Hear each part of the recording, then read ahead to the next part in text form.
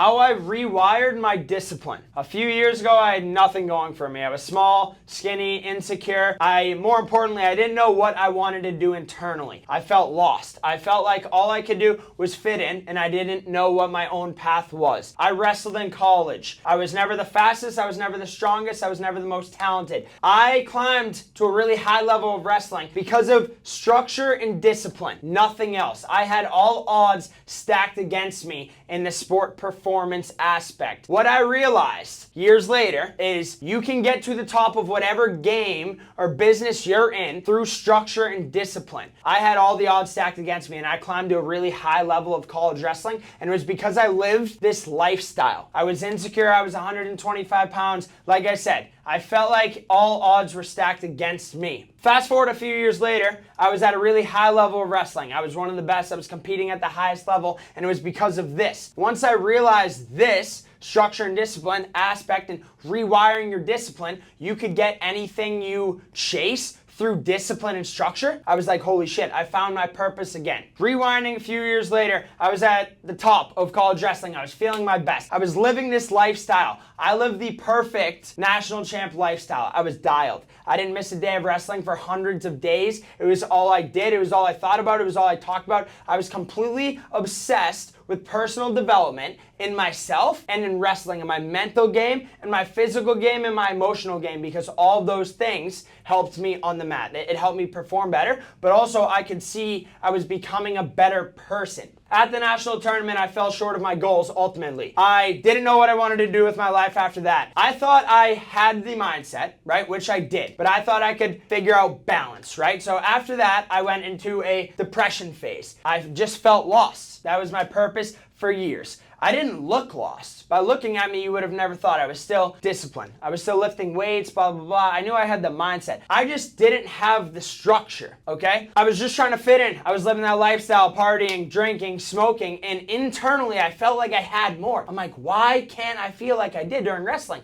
It was because I was doing it with a purpose. It was my life. That's what I live for, right? So it was my purpose, and I felt good about it, and when that was taken from me, I thought I would be fine. I thought I would be able to fit in, do my normal thing. I still looked decent, right? I still felt okay, but I felt lost. And after wrestling season, all I did was talk and talk and talk. Oh, I'm gonna do this. I'm gonna start this business. I had no follow because I tried to act and I would fall back into the presence of other people. I would get sucked into peer pressure. I would want to fit in. Oh, all you guys are doing this. All I would do was talk the talk. I couldn't walk the talk. Following me trying to balance, right? Partying, college, starting a business, figuring out what my next step were in life, I went into a depression phase. I didn't know what I wanted to do. I couldn't wrap my own head around that I have to continue life without wrestling. What is my purpose? I was lost. I was personal training at the time, but I still couldn't get the fulfillment. I did reflection. Most people won't make it past the rewiring discipline because they can't take the reflection seriously. What do you want internally as a human being? What drives you? What is your real why? Not, oh, I want to get strong to look good for girls, because that used to be my real why. What is your internal? What drives you internally? After I wrote an autobiography on myself, I realized what drives me internally is making my family proud, making my parents proud, having someone say, hey, I'm proud of your hard work, proving other people wrong. I did the whole college wrestling thing to make others proud. I couldn't figure out what my real internal reason was. Why I'm a coach now. Wrestling gave me this high because I earned it. I would come off the mat after a tough match. I would feel the best I'd ever felt. It's a high, it's a rush, it's a bunch of dopamine hits, but I earned the high. It was the best feeling in the world. I'm a coach now because helping other people achieve goals that they didn't think were possible gives me that same exact high. And I believe in my clients and my people more than they believe in themselves, because it started for me with that delusional thought of that one person who believed in me more than I believed in myself. And because of that person, I was able to accomplish things I would have never thought I could accomplish. So I am that person for other people. That is my purpose. That is why I'm doing this. Getting back into it. So how to rewire discipline. The first shift is everything, right? After I did the reflection phase and I figured out what I wanted to do, okay, you're gonna be a coach. This gives you a purpose, this makes you feel good. Let's break down discipline and mindset into a template, because everyone says they can get you jacked. It's more than just that. So many people are jacked, but they're not all right up in the head, right? You can be super look good and you're not all there mentally. This is about the mental game. Body follows your mind. Your mind needs to be structured and disciplined. It needs to be feeling good, or else you don't got much else going for you. It all starts up in the space in between your ears. So the first shift, these are the first working steps. Non-negotiables. You start small. In college, I didn't know what I wanted to do after wrestling season. I was like, why am I gonna? I was sleeping and I just didn't have a freaking purpose to be up early. That's the problem with most people. They don't have a purpose. They don't have a big goal. Why am I going to wake up early if I don't have anything to do? Right? What am I going to do? Do my dishes? You need to create small non-negotiables. For instance, you start small, you work your way up. Mine was get out of bed every day at 7 a.m. You do it for a week, right? You plan out your day and you make your bed. You have 3 little small non-negotiables that you do, and that gets you up. It gets you moving, right? You plan your day. It makes you feel like you have a purpose. You don't need to be up at 5 a.m. doing push-ups, 50 push-ups right when you wake up like I do, right? I've been doing this for years, and I live by this for years. I'm not coaching this and saying, oh,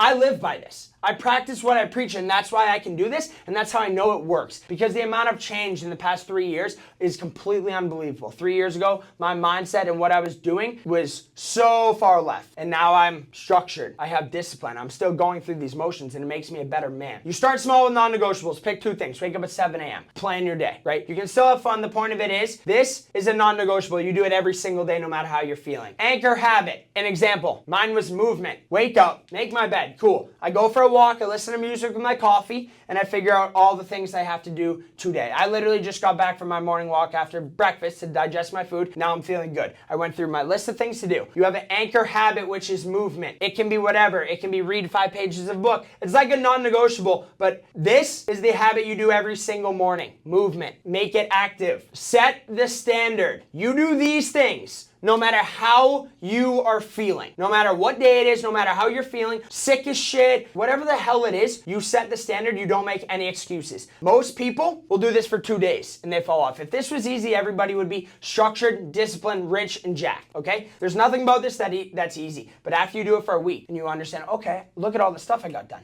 You add another thing, you add another. This builds real, true confidence because you do what you say you're going to do. You set the standard, you show up every day. Next step, you remove the small distractions. Now, say you have 5 distractions in your life, right? Mine used to be smoking, drinking, women, hanging out with people that were small-minded that would always bring me down. You remove them or distance yourself one by one. You don't throw them all away immediately, right? That's not sustainable. You pick one thing. Okay, I'm gonna stop smoking. Great. Okay, I'm gonna stop going out every weekend. I'll go with my friends one. You can still go enjoy your life, right? That's not the point of it. It's about creating structure and discipline. You remove them one by one. I got down to the last thing in college, me being vulnerable. Mine was women. I'm like, okay, this is distracting me. This is taking up too much of my time. Cool. Separate it. Once every 2 weeks I hang out with, and it doesn't need to be that extreme, but that's what it takes to get to the highest level of this. You remove the distractions from your life that aren't helping you get closer to your goal. You track your progress. You write down your progress. You keep track of the days because it holds you accountable. You journal. Whatever you need to do, you track the progress because you'll look back a month from then and you'll say, I've never grown this much in 30 days. And you will continue to do it because the progress you visibly see on a piece of paper. Last thing here, you keep the promise. This builds you as a human. This makes me a better man. This builds you up. Keeping the promise with yourself, 95% of people can't do. They say they're gonna do something, they don't back it up. Simple as that. If you can do this, you're in the top 5% easily. If you keep, even if it's get out of bed at 7 a.m. and make my bed. You know how many people can't do that 7 days a week? Something so basic. I'm gonna get out of my bed, I'm gonna make my food, I'm gonna go get exercise in 7 days a week. And the exercise, you don't need to be working out, it can be a walk. Keeping the promise with yourself is the hardest thing. Most people won't even get to this because they can't even go through the reflection phase of what they want internally and why. Why are they doing this? I'm doing this because I feel lost. I don't feel a sense of a purpose. I don't know what to do. I don't know where I'm going. I'm just driving. I'm living someone else's life. I did this to fit in. I did this because my parents told me to do this. Like, they don't have a real reason. Most people can't make it past this because they can't do a deep reflection. What got me out of this? I wrote an autobiography on myself that took me weeks to write, and I figured out my real, true why. And it took time, and I'm so grateful I did because right when I figured it out, I jumped levels. Number 3, the reality check. Being able to be real with yourself after weeks on end of doing this. But vulnerability, so hard for men to do. Look in the mirror, be real with themselves. This is easy once you start holding yourself to a higher standard. This is easy for me.